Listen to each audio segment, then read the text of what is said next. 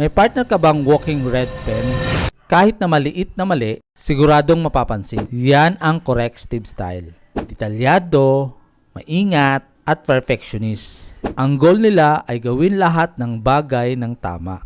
Pero kapag hindi mo sila maintindihan, para bang lagi kang nasa exam. Ito yung mga tips para ma-win mo sila. Number 1, be clear. Huwag paikot-ikot, diretsohin mo sila. Pangalawa, show fact. Mas kampante sila kapag may basihan ng sinasabi mo.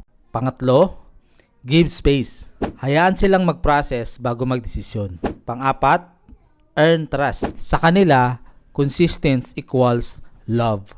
Panglima, don't take it personal. Kapag nag-point out ng mali, hindi atake sa'yo. Instinct lang nila. Kapag minahal mo ang corrective partner mo ng tama, matutuklasan mo, sila yung taong hindi ka iiwan, lalo na sa mahirap na sitwasyon. At dito natatapos yung 4 na style ng unique at kung paano sila ma-win. Pero hindi ibig sabihin natatapos na tayo dito. Dahil sa susunod, pag-usapan natin kung paano sila pagsasama-samahin para manalo sa relasyon.